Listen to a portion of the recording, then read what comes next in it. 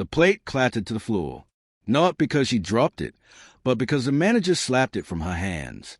"That food isn't for them," he hissed through gritted teeth, motioning toward the back alley window where a bearded man in a tattered hoodie had just faded from view. Jade stood frozen, the warmth of the spaghetti still clinging to her hands, heart hammering against her ribcage like it was trying to break out. Half the diner had gone quiet. The other half pretended not to notice, heads dipped into coffee mugs and scrambled eggs, eyes trained on anything but her. "You're done," the manager growled. "Clock out." That was the last shift she ever worked at Benny's Diner. What no one knew, not the manager, not the sleepy regular sipping bitter refills, not even the homeless man named Carl, was that Jade wasn't just some 22-year-old with frizzy hair and frayed sneakers. She wasn't just a waitress scraping tips. She was waiting for something, for someone. The first night she slept in her car after getting fired, it rained. She held her phone like a lifeline, scrolling through the same email over and over again. Subject line, invitation to present, Horizon AI Fellowship finalist. It felt like a sick joke. Present where? With what? She couldn't even afford a bus ticket to the damn conference. But that email, it meant something. It was proof that all the night's coding from a busted Chromebook in the back of that diner, while the fryers hissed and the manager yelled, hadn't been for nothing. She met Carl 3 months before she got fired. He didn't ask for money. He asked for books. Said he used to be a teacher. Jade would sneak him leftover hash browns and old novels from her college library's donation box. In return, he taught her something no YouTube video ever did: how to read people, how to pause before you speak, how to make silence work for you, not against you, and how to carry yourself like you belonged, even when everything around you screamed otherwise. Which is why, 2 weeks later, when she stood outside Horizon Tower, 5 minutes early, resumed trembling in her pocket and nothing but a borrowed blazer to hide the holes in her shirt, she didn't flinch when security told her she wasn't on the list. She just smiled and said, "Check again. Under Jade Rivas." That was the name she used in her code submissions. Jade Alyssa Rivas. Not a waitress, not a poor girl from Mid-City, not the one who got fired for being too soft. Just J.A. Rivas, the coder who'd quietly beaten 1,200 applicants from MIT, Stanford, and Caltech. It took 5 minutes, then 10, then a security call upstairs. Then someone in a suit appeared. "Ms. Rivas? This way." And just like that, she was in. The room wasn't built for people like her. Not a single face looked like Hayes. Not a single pair of eyes held the weight she carried: displacement, hunger, smallness. But her code was solid. Her voice, steady. Still, they didn't really see her. Not yet. The judges murmured to one another as she loaded her algorithm onto the projection screen, an AI engine that mapped unused city property to create temporary shelters based on heat signatures, police call data, and flood zone risk. She called it shelter. "What's your model trained on?" asked one of the panelists, a man in a Navy suit and a Rolex that probably cost more than her car. 2 years of city dispatch calls, satellite thermal maps, and anonymized shelter intakes. Jade replied, "I've been refining it since I started sleeping in my car." A silence spread. One woman on the panel blinked, startled.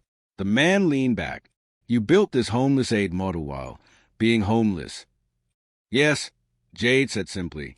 "I fed a man once with food I didn't pay for. Got fired. That gave me time to finish this." Another pause. This one, heavier.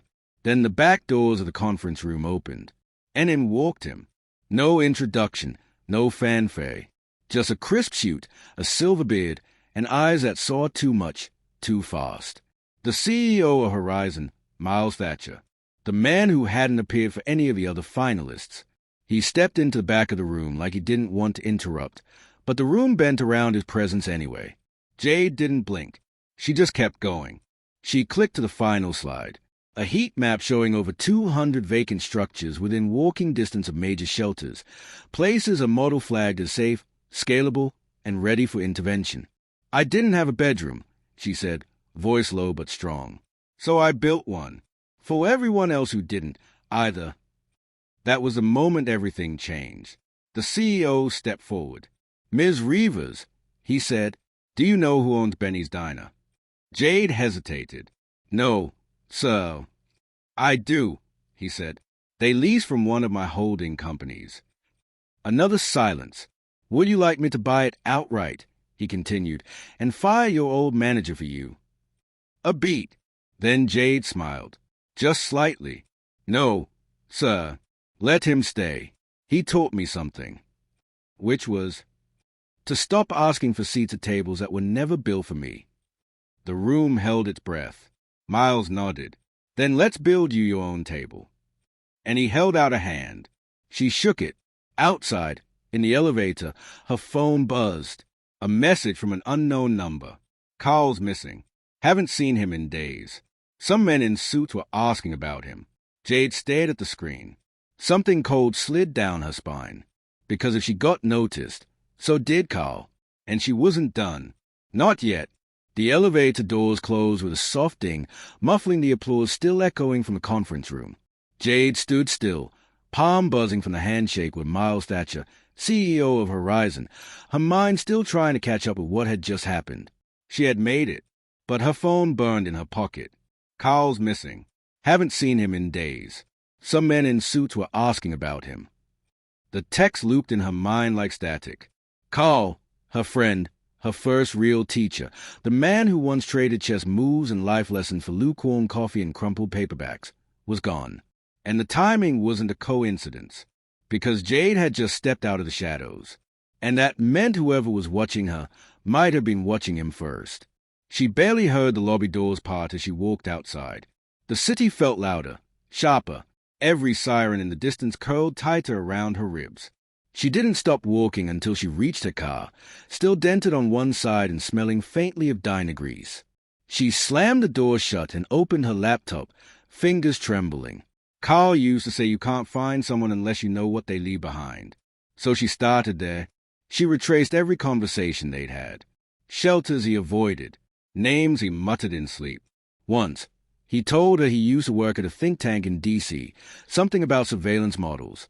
But every time she asked more, he'd go quiet, like someone had turned off the lights in his head.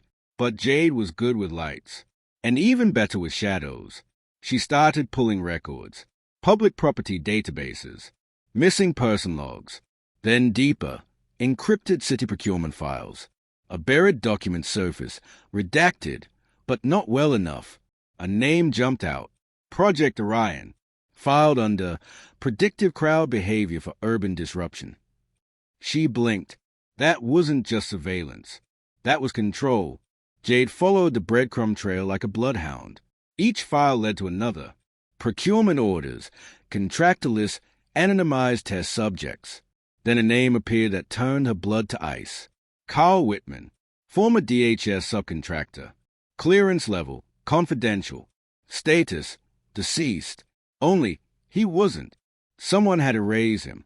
The temperature in her car dropped, or maybe it was just her pulse slowing. Jade leaned back, head spinning. Carl wasn't just a homeless man with a sharp mind. He designed the very systems that now pushed people like him to the edges of society, and he'd walked away. No wonder they were hunting him. She opened a secure line and dialed the only contact Horizon had assigned her so far, a project coordinator named Delaney. "Jade." Delaney's voice crackled through. "Congrats again. I just sent over." "I need you to do something." Jade cut in, her voice low. "Check internal archives. Look for Project Orion. Tell me if it's been flagged." Silence. Then, "Where did you hear that name?" "I think your company's been building something it doesn't understand, and one of its architects is about to disappear. If you don't help me, the next story you'll read about me won't be in TechCrunch. It'll be in the orbit." Another beat. "I'll call you back." The line went dead. Jade sat in the dark, breathing shallowly, headlights passing like ghosts. The next morning, a black SUV appeared across from her parking lot spot. Same one stayed parked for hours. Tinted windows. No plates. She didn't go home that night. Instead, she drove 3 hours south, deep into the outskirts, where shelters didn't keep logs and signal bars dropped to 1. There, in the dusty backroom of a church-turned food bank, she found someone who had seen Carl. He was asking for a landline, The woman at the desk said he needed to contact a journalist, one who owed him a favor. A landline, old school, untraceable. Jade's stomach twisted. Carl was running analog. Smart, but not smart enough to disappear in a digital world, unless someone helped him. 3 days later, Jade got the call. Delaney's voice was tight. "You were right," she said. "Orion still live. The company shelled it publicly, but a third-party firm's been expanding it, testing it in cities, without oversight." And Carl? Whistleblower. He filed a complaint a year ago. It never saw daylight. He vanished 2 weeks later. They listed him as overdosed. "But he's not dead," Jade whispered. "No, and they know it now." Jade stared out at the horizon. Then she said the words that had been building in her chest since the day she got fired. "Then I'm going to finish what he started." The next time she walked into Horizon Tower, she wasn't alone. Beside her stood a reporter from a Verge and a legal representative from a civil liberties nonprofit. In her bag, a flash drive with every file she'd scraped, decrypted, and mapped, and her old apron from Benny's Diner. A reminder that she didn't come from privilege. She came from truth. And sometimes, truth wears sneakers and smells like burnt toast and coffee-stained uniforms. She stepped into the boardroom as Thatcher rose to greet her. But this time, she didn't shake his hand. She placed the apron on the table. "This," she said, "is what it cost me to build your future." And then she opened the laptop. Files loaded, eyes widened, and the silence that followed, it didn't feel like defeat. It felt like the start of war. Outside, protesters were already gathering. Word had leaked. Reporters buzzed. The wind picked up, and just as she reached the street, her phone buzzed again. Unknown number. "Nice job, kid. Meet me where it started. Midnight. Bring a burner." Jade read it twice. She didn't smile, didn't cry. She just turned up her hoodie, slipped into the crowd, and vanished. The diner was nearly empty, save for the quiet clink of cutlery and a jukebox wheezing out a faded jazz tune. Rain traced lazy paws down the window beside Deshaun Ellis, now 21, his coffee untouched, steam curling upward like smoke from a long-buried fire. Across from him sat a woman in her 40s, sharp eyes beneath tortoise-shell glasses. Near Jew, the Tulane professor who had once been his late father's colleague, and the only person who still called him Shawnai. "They're not just scrubbing his name," she said softly. "They're erasing his work. The entire predictive framework he built, gone, disappeared from public archives. The university server shows a data error, but I've never seen a purge that clean, that fast." Deshaun's jaw tightened. "They know I'm looking." "They always knew," she replied, then slid a battered USB drive across the table. "Your father gave me this before he died. Said I'd know when to give it to you." Deshaun stared at it like it was a lit match, because he remembered.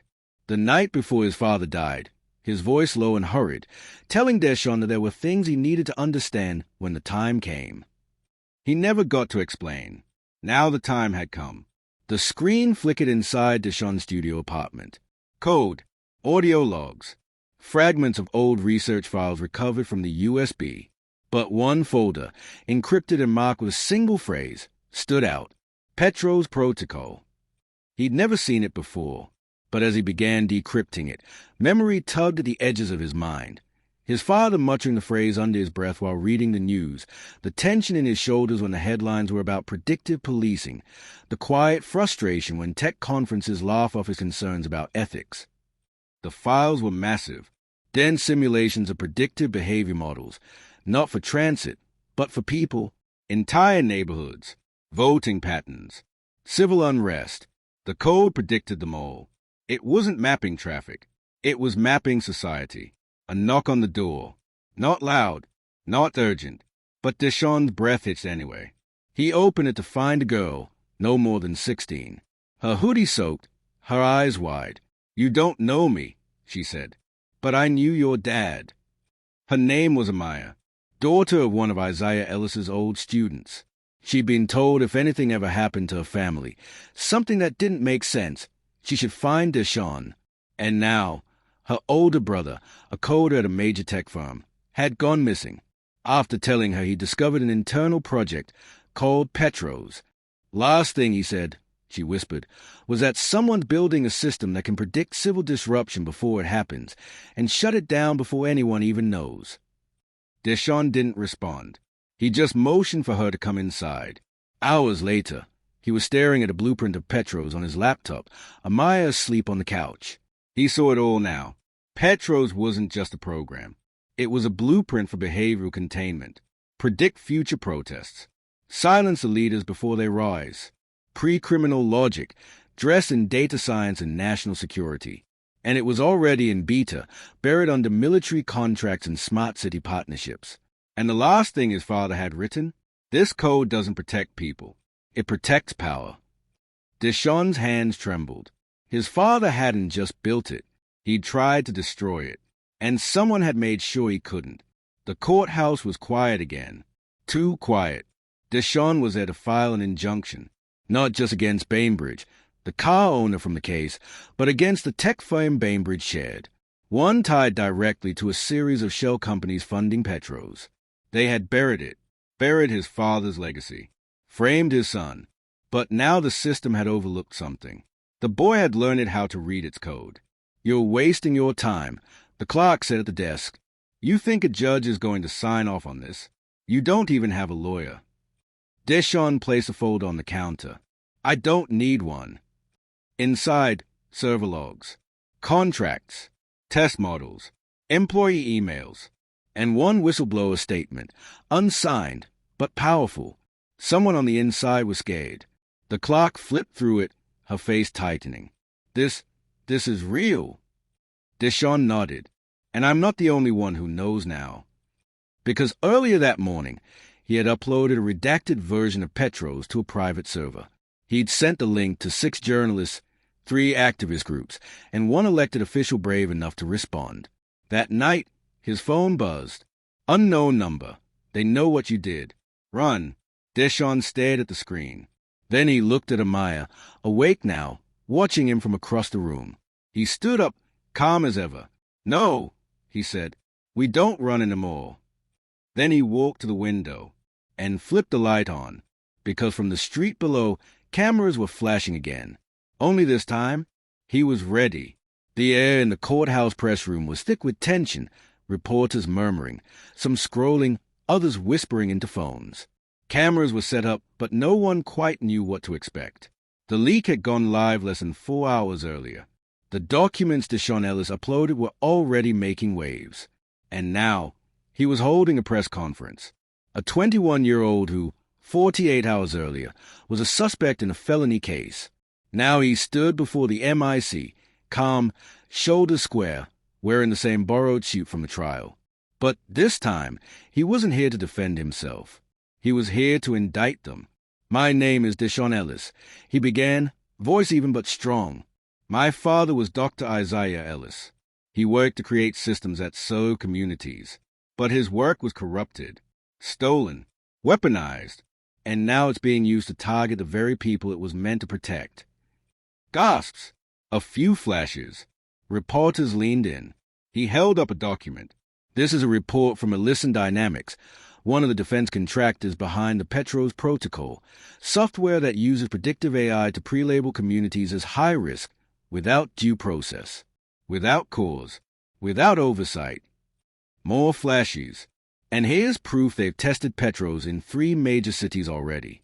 One of them, New Orleans. Murmurs turned to shouts. A woman in the second row stood up. Are you saying the city is using AI to profile residents? I'm saying, Deshawn said, that this system is being trained to see certain people as threats before they ever commit a crime, based on income, skin tone, zip code. That night, the clip went viral. By morning, hashtags filled the feeds. Hash peers exposed. Hash justice for Isaiah. Hash we are not data points. But with exposure came consequence. At 4:13 a.m., Amaya shook him awake. There's a car outside. It's been there since midnight. Deshawn peeked through the blinds. Black SUV. Tinted windows. No plates. His phone buzzed. Blocked caller. We warned you. This is your last chance.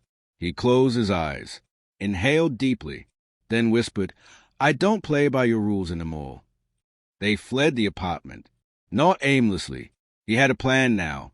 They headed for Baton Rouge, where an old mentor of his father's still taught systems architecture at LSU. The man had gone quiet years ago after warning others in tech about the dangers of ethical blindness. His name was Dr. Felix Rahim. They arrived to find his house dark, but the door wasn't locked. Inside, maps covered the walls. City grids, algorithm heat maps, code diagrams. Rahim stepped out of the shadows, gray-haired, barefoot, eyes sunken from sleeplessness. "You finally opened the drive," he said. "Didn't think you'd make it this far." Deshaun nodded. "They're watching everything, and they are scared." Rahim pointed to the map behind him. "They should be." For the next 2 days, Deshaun and Rahim worked around the clock. Amaya monitored the dark web for chatter. The Petro source code had triggered tremors. One of the firms named in Deshaun's leak, Echelon Works, was trying to discredit him. Media bots planted stories about his juvenile record and fabricated credentials. But too many people were watching now. Too many saw through the smear. Still, there was one final piece missing. Proof that Petros had led to real-world harm. That's when Amaya found it. A court docket buried in a Louisiana public database. A teenage boy, 15, arrested for conspiracy to incite a riot. No crime committed. No protest ever happened. But his name had appeared on a Petros watch list 3 weeks earlier. Deshaun stared at the file. The boy's name was Malik Pierre. He recognized the last name. His father had once mentored a young activist named Darren Pierre. This was his son. Deshaun turned to Rahim.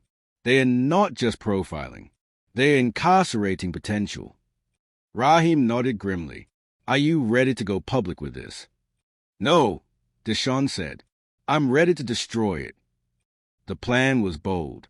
Deshaun reached out to Nia Jew, the professor who had supported him from the beginning. She arranged a live stream through a global ethics conference on algorithmic bias, taking place in Atlanta the next day. It wasn't a court trial, but it was a different kind of judgment. The world would be the jury. The stage light were blinding. The crowd hushed as Deshaun stepped onto the podium. His hand hovered over the clicker. Then he said, "When you grow up being labeled a problem, you learn to solve them faster than anyone expects." Slide after slide. Code. Test logs. The arrest warrant for Malik. The military contracts. And finally, a live simulation Rahim had helped him build. They entered a random street in New Orleans into a replica of the Petros model. The output, high-risk zone. No crime recorded. No incident. Just zip code. Just poverty. Just race. Murmurs turned into outrage. "We are not projections," Deshaun said. "We are people."